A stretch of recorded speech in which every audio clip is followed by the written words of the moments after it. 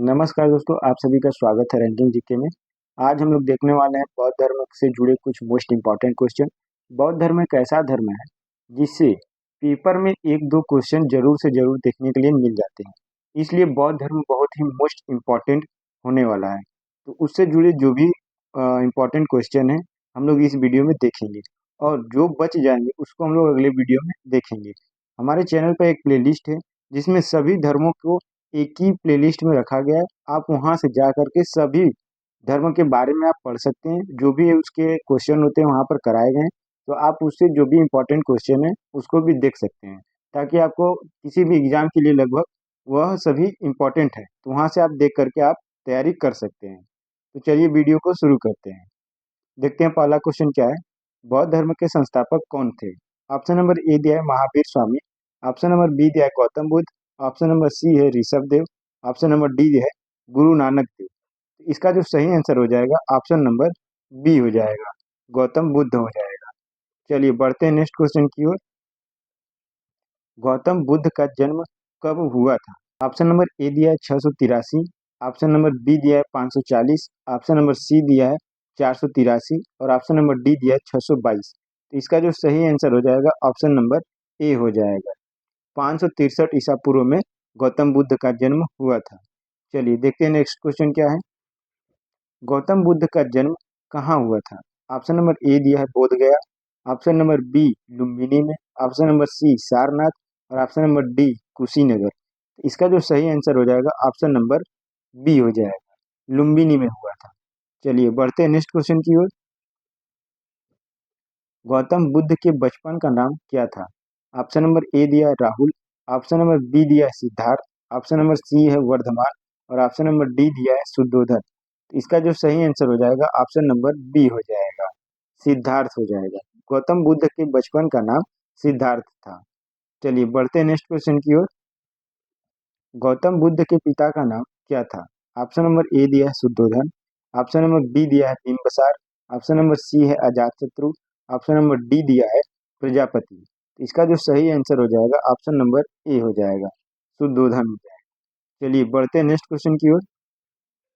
गौतम बुद्ध की माता का नाम क्या था? ऑप्शन नंबर ए दिया है त्रिशला।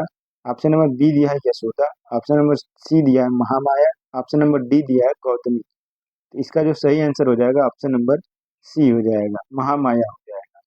चलिए बढ़ते हैं अगले क्वेश्चन की ओर। बुद्ध का पालन पोषण किसने किया था?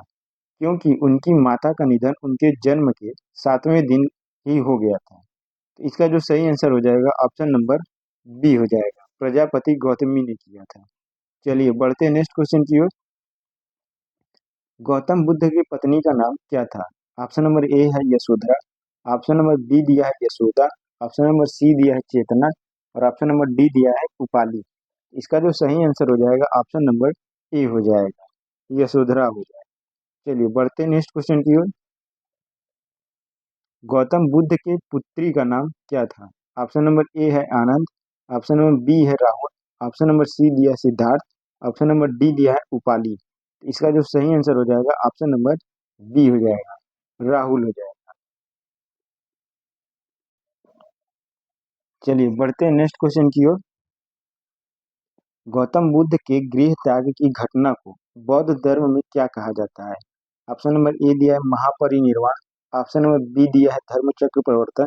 ऑप्शन नंबर सी दिया है महाभिनिष्क्रमण और ऑप्शन नंबर डी दिया है संबोधि। तो इसका जो सही आंसर हो जाएगा ऑप्शन नंबर सी हो जाएगा, महाभिनिष्क्रमण। दोस्तों यह एक मोस्ट इंपॉर्टेंट क्वेश्चन होने वाला है, तो आप इसे जरूर से याद कर लीजिएगा। चलिए बढ़ते हैं नेक्स्ट क्वेश्चन की ओर। बुद्ध ने कितने वर्ष की आयु में गृह त्याग किया था? ऑप्शन नंबर ए है 25 वर्ष। ऑप्शन नंबर बी दिया 29 वर्ष। ऑप्शन नंबर सी 30 वर्ष और ऑप्शन नंबर डी दिया 35 वर्ष। तो इसका जो सही आंसर हो जाएगा ऑप्शन नंबर बी हो जाएगा, 29 वर्ष में किया था। चलिए बढ़ते नेक्स्ट क्वेश्चन की ओर। गौतम बुद्ध के प्रथम गुरु कौन थे जिनसे उन्होंने सांख्य दर्शन की शिक्षा ली थी? तो इसका जो सही आंसर हो जाएगा ऑप्शन नंबर ए हो जाएगा, अलार कलाम थे। यह एक बहुत ही मोस्ट इंपॉर्टेंट क्वेश्चन है दोस्तों, तो इसको आप लोग जरूर याद कर लीजिएगा। चलिए बढ़ते हैं नेक्स्ट क्वेश्चन की ओर। गौतम बुद्ध को ज्ञान की प्राप्ति संबोधि कहाँ हुई थी? ऑप्शन नंबर ए दिया है सारनाथ। ऑप्शन नंबर बी दिया है बोध गया बिहार में। ऑप्शन नंबर सी दिया है वैशाली और ऑप्शन नंबर डी दिया है पावापुरी। तो इसका जो सही आंसर हो जाएगा ऑप्शन नंबर बी हो जाएगा, बोध गया बिहार में हुआ था। चलिए बढ़ते हैं नेक्स्ट क्वेश्चन की ओर। बुद्ध को किस नदी के तट पर ज्ञान की प्राप्ति हुई थी? ऑप्शन नंबर ए दिया है निरंजना फल्गु नदी, ऑप्शन नंबर बी दिया है गंगा नदी और ऑप्शन नंबर सी दिया है यमुना नदी, ऑप्शन नंबर डी दिया है गंडक नदी। तो इसका जो सही आंसर हो जाएगा ऑप्शन नंबर ए हो जाएगा, निरंजना फल्गु नदी के किनारे हुआ था। तो दोस्तों यह भी एक इम्पॉर्टेंट क्वेश्चन है, आप लोग इसको भी जरूर याद कर लीजिएगा। चलिए बढ़ते हैं अगले क्वेश्चन की ओर। बुद्ध को किस वृक्ष के नीचे ज्ञान प्राप्त हुआ था? ऑप्शन नंबर ए दिया है साल के वृक्ष, ऑप्शन नंबर बी दिया है पीपल का वृक्ष, ऑप्शन नंबर सी दिया है बरगद का वृक्ष और ऑप्शन नंबर डी दिया है आम का वृक्ष। तो इसका जो सही आंसर हो जाएगा ऑप्शन नंबर बी हो जाएगा, पीपल का वृक्ष हो जाएगा। चलिए बढ़ते हैं अगली क्वेश्चन की ओर। ज्ञान प्राप्ति से ज्ञान प्राप्ति के समय बुद्ध की आयु कितनी थी? ऑप्शन नंबर ए है 30 वर्ष, ऑप्शन नंबर बी है 35 वर्ष, ऑप्शन नंबर सी है 40 वर्ष, ऑप्शन नंबर डी दिया है 42 वर्ष। इसका जो सही आंसर हो जाएगा ऑप्शन नंबर बी हो जाएगा, 35 वर्ष हो जाएगा। चलिए बढ़ते हैं अगले क्वेश्चन की ओर। ज्ञान प्राप्ति के बाद सिद्धार्थ को क्या कहा गया? Option number A Jina, option number B Buddha और Tathagata, option number C Chakravarti और ऑप्शन नंबर डी महर्षि। इसका जो सही आंसर हो जाएगा ऑप्शन नंबर बी हो जाएगा, बुद्ध और तथागत कहा गया। चलिए बढ़ते हैं अगले क्वेश्चन की ओर। बुद्ध ने अपना प्रथम उपदेश कहाँ दिया था? ऑप्शन नंबर ए वैशाली में, ऑप्शन नंबर बी सारनाथ और option number C Shravasti, option number D Rajgiri. तो इसका जो सही आंसर हो जाएगा ऑप्शन नंबर बी हो जाएगा, सारनाथ में दिया था। चलिए बढ़ते हैं नेक्स्ट क्वेश्चन की ओर। बुद्ध द्वारा दिए गए प्रथम उपदेश की घटनाओं को क्या कहा जाता है? ऑप्शन नंबर ए महाविनिष्क्रमण, ऑप्शन नंबर बी धर्म चक्र प्रवर्तन और ऑप्शन नंबर सी महापरिनिर्वाण, ऑप्शन नंबर डी कुटस्थ। तो इसका जो सही आंसर हो जाएगा ऑप्शन नंबर बी हो जाएगा, धर्म चक्र प्रवर्तन कहा जाता है। दोस्तों यह भी एक मोस्ट इंपॉर्टेंट क्वेश्चन है, इसको भी आप लोग याद कर लीजिएगा। चलिए बढ़ते हैं अगले क्वेश्चन की ओर। बुद्ध ने अपने उपदेश को किस भाषा में दिए थे? तो दोस्तों इसका जो सही आंसर हो जाएगा ऑप्शन नंबर सी हो जाएगा, पाली भाषा में दिया था। चलिए बढ़ते अगली क्वेश्चन की ओर। बुद्ध ने अपने सर्वाधिक उपदेश कहाँ दिए थे? Option number A Vaishali, option number B Shravasti और ऑप्शन नंबर सी कौशाम्बी और ऑप्शन नंबर डी दिया है सारनाथ। तो इसका जो सही आंसर हो जाएगा ऑप्शन नंबर बी हो जाएगा, श्रावस्ती में दिया था। चलिए बढ़ते हैं नेक्स्ट क्वेश्चन की ओर। बौद्ध धर्म के त्रिरत्न कौन से हैं? ऑप्शन नंबर ए दिया सत्य अहिंसा और अस्तेय, ऑप्शन नंबर बी दिया है बुद्ध धम्म और संघ, ऑप्शन नंबर सी दिया है ज्ञान कर्म भक्ति और ऑप्शन नंबर डी दिया है सम्यक दर्शन सम्यक ज्ञान और सम्यक चरित्र। तो इसका जो सही आंसर हो जाएगा ऑप्शन नंबर बी हो जाएगा, बुद्ध धम्म और संघ हो जाएगा। चलिए अब बढ़ते हैं अगले क्वेश्चन की ओर। बौद्ध धर्म में मुख्य रूप से कितने आर्य सत्य बताए गए हैं? ऑप्शन नंबर ए दिया है 2, ऑप्शन नंबर बी दिया है 3, ऑप्शन नंबर सी दिया है 4 और ऑप्शन नंबर डी दिया है अष्ट। इसका जो सही आंसर हो जाएगा ऑप्शन नंबर सी हो जाएगा, 4 बताए गए हैं। चलिए बढ़ते हैं नेक्स्ट क्वेश्चन की ओर।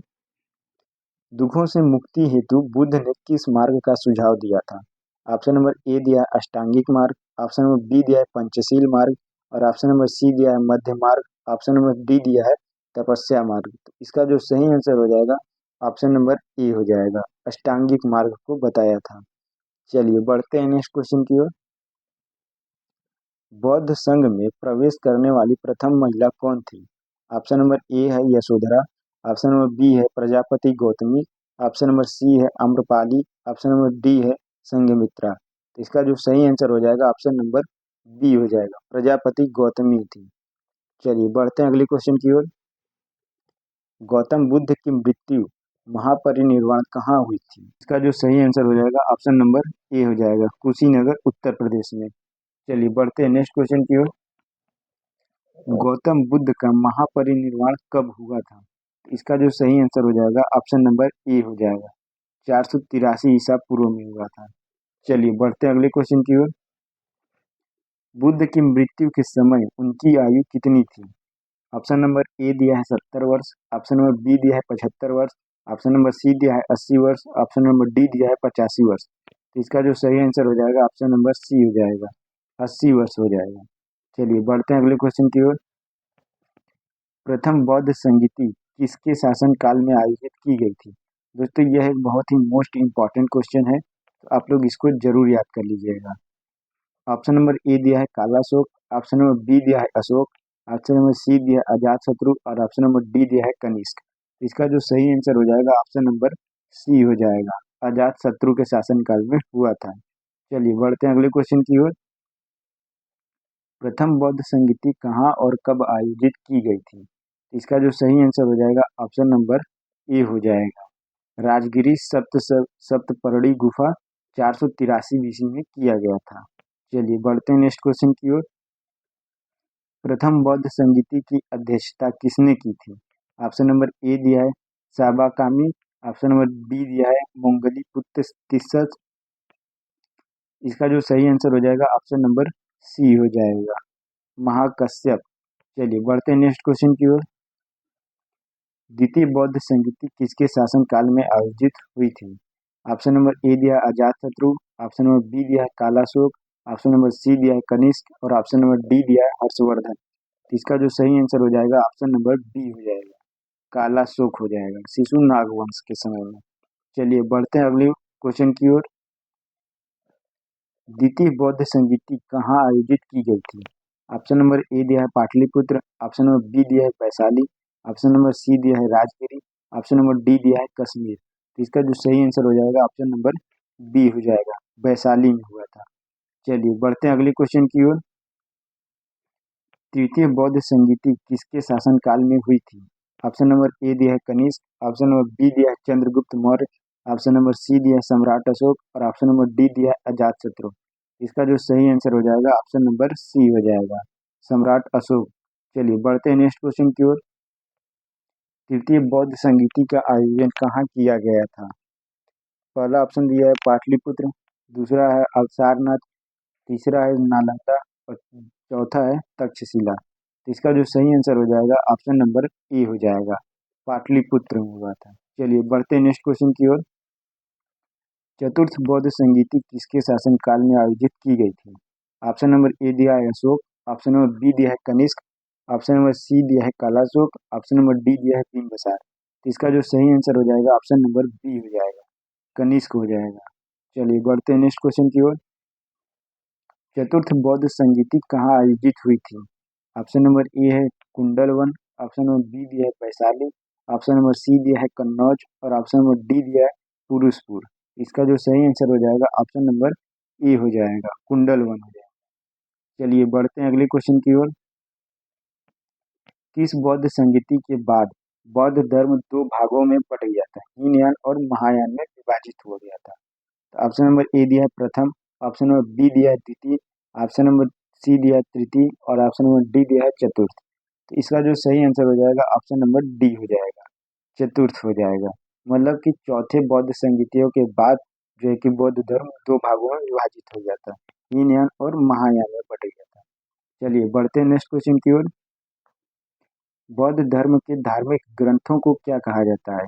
ऑप्शन नंबर ए दिया है अंग, ऑप्शन नंबर बी दिया है त्रिपिटक, ऑप्शन नंबर सी दिया है कल्पसूत्र, ऑप्शन नंबर डी दिया है आगम। तो इसका जो सही आंसर हो जाएगा ऑप्शन नंबर बी हो जाएगा, त्रिपिटक कहा जाता है। चलिए बढ़ते हैं नेक्स्ट क्वेश्चन की ओर। त्रिपिटक में कौन कौन से तीन पिटक शामिल हैं? इसका जो सही आंसर हो जाएगा ऑप्शन नंबर ए हो जाएगा। इसमें जो शामिल है वो है विनय पिटक, सुत्त पिटक और अभिधम्म पिटक। यह एक इम्पॉर्टेंट क्वेश्चन है, तो आप इसको जरूर से जरूर याद। बौद्ध धर्म के नियमों और अनुशासन का संग्रह किस पिटक में मिलता है? इसका जो सही आंसर हो जाएगा ऑप्शन नंबर बी हो जाएगा, विनय पिटक में मिलता है। चलिए बढ़ते हैं नेक्स्ट क्वेश्चन की ओर। के धार्मिक उपदेशों और सिद्धांतों का संग्रह किस पिटक में मिलता है? तो इसका जो सही आंसर हो जाएगा ऑप्शन नंबर बी हो जाएगा, सुत्त पिटक में मिलता है। चलिए बढ़ते हैं नेक्स्ट क्वेश्चन की ओर। बुद्ध के पूर्व जन्मों की काल्पनिक कथाएं किसमें संकलित हैं? ऑप्शन नंबर ए दिया है जातक कथाएं, ऑप्शन नंबर बी दिया है पंचतंत्र, ऑप्शन नंबर सी दिया है पुराण और ऑप्शन नंबर डी दिया है दीपावंश। ऑप्शन नंबर ए दिया है जातक कथाएं, ऑप्शन नंबर बी दिया है पंचतंत्र और ऑप्शन नंबर सी दिया है पुराण, ऑप्शन नंबर डी दिया है दीपवंश। तो इसका जो सही आंसर हो जाएगा ऑप्शन नंबर ए हो जाएगा, जातक कथाएं हो जाएगा। चलिए बढ़ते हैं अगले क्वेश्चन की ओर। बौद्ध धर्म का वह ग्रंथ जिसे लौकिक दर्शन या दार्शनिक सिद्धांतों का संग्रह अभिधम्म पिटक कहा जाता है, उसकी रचना किसने की थी? इसका जो सही आंसर हो जाएगा ऑप्शन नंबर ए हो जाएगा। चलिए बढ़ते हैं नेक्स्ट क्वेश्चन की ओर। प्रसिद्ध बौद्ध ग्रंथ बुद्ध चरित या बुद्ध की जीवनी के लेखक कौन है? इसका जो सही आंसर हो जाएगा ऑप्शन नंबर बी हो जाएगा, अश्वघोष को कहा जाता है। चलिए बढ़ते हैं नेक्स्ट क्वेश्चन की ओर। भारत का आइंस्टीन कहे जाने वाले प्रसिद्ध बौद्ध भिक्षु नागार्जुन ने किस सिद्धांत का प्रतिपादन किया था? इसका जो सही आंसर हो जाएगा ऑप्शन नंबर ए हो जाएगा, शून्यवाद। चलिए देखते हैं अगला क्वेश्चन क्या है। सम्राट अशोक ने बौद्ध धर्म के प्रचार के लिए अपने पुत्र महेंद्र और पुत्री संघमित्रा को कहाँ भेजा था? ऑप्शन नंबर ए है इसका श्रीलंका, ऑप्शन नंबर बी दिया है चीन, ऑप्शन नंबर सी दिया है नेपाल, ऑप्शन नंबर डी दिया है म्यांमार। तो इसका जो सही आंसर हो जाएगा ऑप्शन नंबर ए हो जाएगा, श्रीलंका भेजा था। दोस्तों यह एक बहुत ही मोस्ट इंपॉर्टेंट क्वेश्चन है, तो आप लोग इसको जरूर याद कर लीजिएगा। चलिए बढ़ते हैं नेक्स्ट क्वेश्चन की ओर। तो इस वीडियो का यह लास्ट क्वेश्चन था और इम्पॉर्टेंट क्वेश्चन है, इसका आंसर आप लोग कमेंट में बताइएगा कि कमेंट में इसका आंसर क्या होगा, इसका सही आंसर आप लोग बता दीजिए। तो दोस्तों इस वीडियो का यह लास्ट क्वेश्चन था और इसका आंसर हमें आप लोग कमेंट में बताइएगा कि इसका सही आंसर क्या होगा। अगर वीडियो पसंद आएगा तो वीडियो को लाइक और चैनल को सब्सक्राइब जरूर करिएगा। मिलते हैं नेक्स्ट वीडियो में, तब तक के लिए धन्यवाद।